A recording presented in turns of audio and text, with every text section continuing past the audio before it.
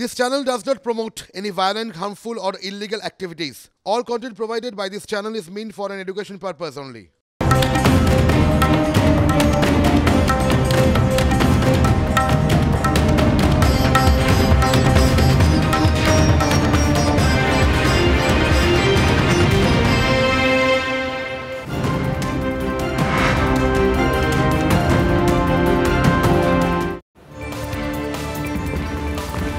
নমস্কার, টিভি9 বাংলায় আপনাদের সকলকে স্বাগত। ঘড়িতে সময় বেলা 12টা মানে আপনারা জানেন প্রেস কর্নার। আর প্রেস কর্নারের সমস্ত দিনের বাছাই করা গুরুত্বপূর্ণ খবরের লেটেস্ট আপডেট আমরা আপনাদের সামনে তুলে ধরি।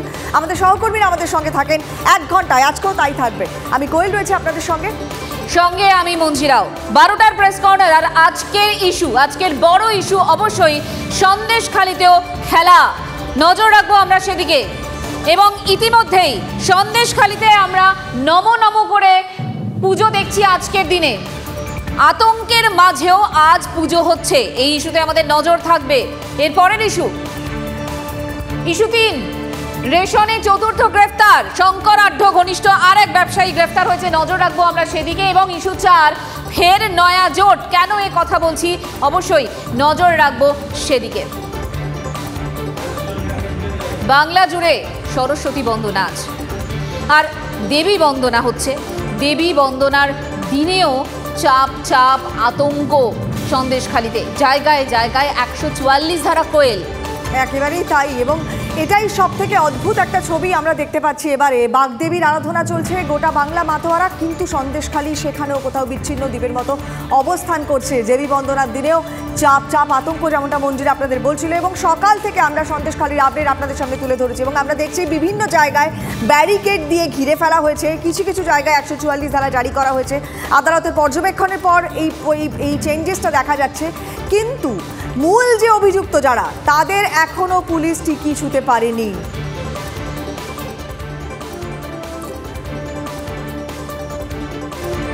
আর এই মুহূর্তে আমরা একবার মঞ্জির একটু টাকিতে চলে যাই। সুকান্ত মজুমদার, তিনি হোটেলে অবস্থান করছেন, কি বলছেন শুনি। বিভিন্ন নেতাদেরকে হাউস অ্যারেস্ট করতে হতো, সন্ত্রাসবাদী কার্যকলাপ চলতো সেখানে। কিন্তু আজকে বাংলার পরিস্থিতি, বসিরহাটের পরিস্থিতি মমতা বন্দ্যোপাধ্যায়ের অনুপ্রেরণায় এবং মমতা বন্দ্যোপাধ্যায়ের চেষ্টায় জম্মু কাশ্মীরের মতো স্থিতিতে পরিণত হয়েছে। আজকে যেভাবে সকাল থেকে আমি যে হোটেলে আছি, কালকে রাত্রিবেলা পুলিশ এখানে নিয়ে এসেছিল, আমরা এখানেই আছি। এবং এই হোটেলে যেভাবে 4-5টা ঘিরে রাখা হয়েছে, এবং গতকাল অনেক গভীর রাতে পুনরায় 144 ইম্পোজ করা হয়েছে প্রায় 19টি জায়গায়। আমাদের প্রশ্ন হচ্ছে, কেন বারবার 144 ইম্পোজ করতে হচ্ছে রাজ্য সরকারকে? তার মানে law and order situation not under control. প্রত্যেকটি জায়গায় বিরোধী দল আন্দোলন করতে গেলে 144 ইম্পোজ করতে হচ্ছে রাজ্য সরকারকে। গতকাল বসিরহাটে 144 ইম্পোজ করতে হলো।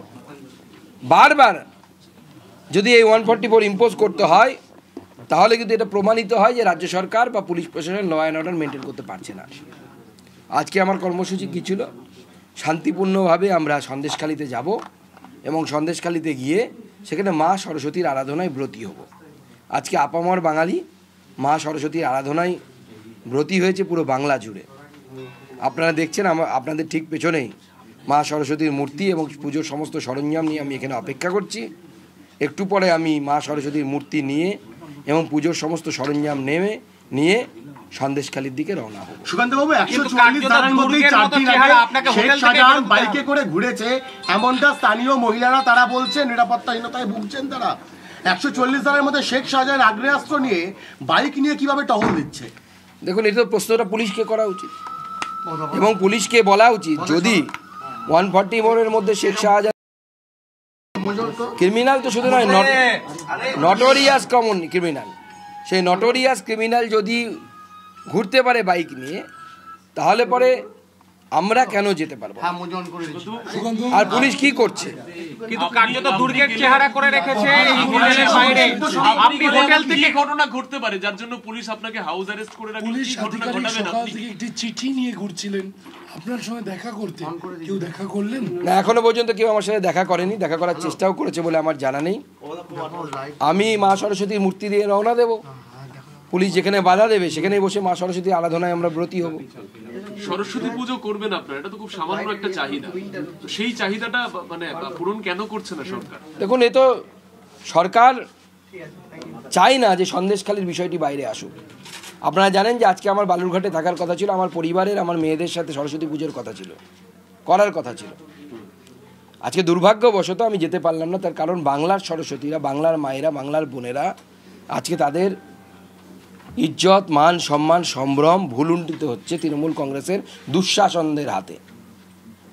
সেই জন্য সন্দেশখালিতে গিয়ে মা সরস্বতীর পুজো করে কোনো রাজনৈতিক কার্যক্রম তো করতে দেবে না।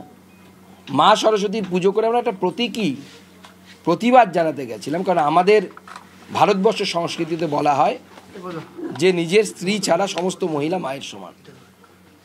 আজকে সেই সংস্কৃতিকে তৃণমূল কংগ্রেস এবং তৃণমূল কংগ্রেস নেতারা ভুলুণ্ঠিত করে দিচ্ছে। পুলিশের বক্তব্য আপনি জলপথে গেলে নতুন করে পরিস্থিতি ঘোরালো হতে পারে, আপনি যদি জলপথে যান, সেই কারণেই আপনাকে এই হোটেলেই আপাতত আটকে রাখার বা আটকে দেওয়ার চেষ্টা পুলিশের তরফে। না, আমি এটা বুঝতে পারছি না। গতকাল সন্দেশখালিতে তো গোটা সন্দেশখালিতেই 144 ধারা ছিল বলে আমরা জানতাম, জানি না নাজাটের ওখানে ছিল কি ছিল না। সেখানে মন্ত্রী হঠাৎ করে ঢুকে গেল, তৃণমূল কংগ্রেসের মন্ত্রী নেতারা কেউ বলছে শেখ শাহজাহান ঘুরে বেড়াচ্ছে বাইক নিয়ে। তারা ঢুকলে যদি 144 যদি হ্যাম্পার না হয়, 144 যদি বিঘ্নিত না হয়, আমার মধ্যে কি এমন আছে যে আমি জলপথ দিয়ে যাবো আর নদীর দৌধার ধরে লোক কি বিদ্রোহ শুরু করে দেবে নাকি? এটা শুধুমাত্র অজুহাত। এদের একটাই উদ্দেশ্য, কোনো কেউ যেন সন্দেশখালিতে ঢুকতে না পারে। এবং এখন অপারেশন চলছে সন্দেশখালিতে, মহিলাদের সাথে যে সাময়িক ধর্ষণ হয়েছে। এবং মনে রাখবেন যে এই ধরনের ঘটনা তালিবানরা করেছিল আফগানিস্তানে, তা নিয়ে গোটা বিশ্বে হইচই পড়ে গেছিল। আজকে গোটা ভারতবর্ষ মাননীয় প্রধানমন্ত্রী নরেন্দ্র মোদীর নেতৃত্বে কোথায় এগিয়ে যাচ্ছে, গোটা ভারতবর্ষ ভারতকে অন্য চোখে দেখছে, গোটা পৃথিবী ভারতবর্ষকে অন্য চোখে দেখছে, ভারতবর্ষের সরকারকে অন্য চোখে দেখছে, ভারতবাসীকে অন্য চোখে দেখছে। সেই সময় এই ঘটনা যা সন্দেশখালিতে শেখ শাহজাহান, শিবু হাজরা এবং তার শাগরেদরা ঘটিয়েছে, সেই ঘটনা কিন্তু ভারতবর্ষের মান সম্মান আন্তর্জাতিক স্তরে সম্পূর্ণভাবে ভুলুণ্ঠিত করে দিয়েছে। এবং আমাদের রাষ্ট্রীয় মহিলা মোর্চা, আমি এখনই খবর পেলাম, তারা সিদ্ধান্ত নিয়েছে সন্দেশখালি নিয়ে গোটা দেশে তারা আন্দোলন করবে। এখন তাই মমতা বন্দ্যোপাধ্যায় এবং তার পুলিশের একটাই লক্ষ্য, কাউকে ঢুকতে না দিয়ে মহিলাদেরকে ভয় দেখিয়ে তাদের আপনাদের ক্যামেরার সামনে দেওয়া বয়ানকে পরিবর্তন করিয়ে এটা বলানো যে না কারো সাথে কিচ্ছু ঘটেনি, সবাই চুপ, মাস্টারমশাই আপনি কিছু দেখেননি।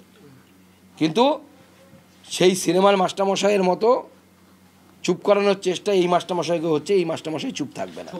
রাজ্যের মন্ত্রী পার্থ ভৌমিক বলছেন শেখ শাহজাহান কি অপরাধ করেছে সেটা আমি জানি না, কি অভিযোগ তাই তো জানি না। দেখুন, এই তৃণমূল কংগ্রেসের নেতা মন্ত্রীদের যা অবস্থা, এরা কিছুই জানে না।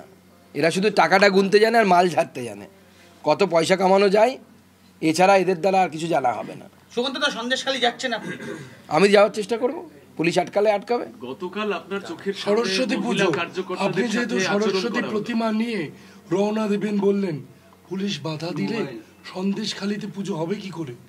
সন্দেশখালিতে পুজো হতে যদি পুলিশ বাধা দেয়, তাহলে সন্দেশখালির মহিলাদেরকে আমরা মা সরস্বতীর মধ্যে মনে করে যেখানে পুলিশ বাধা দেবে পুলিশের পায়ের তলাতেই মা সরস্বতীর আবাহন করব।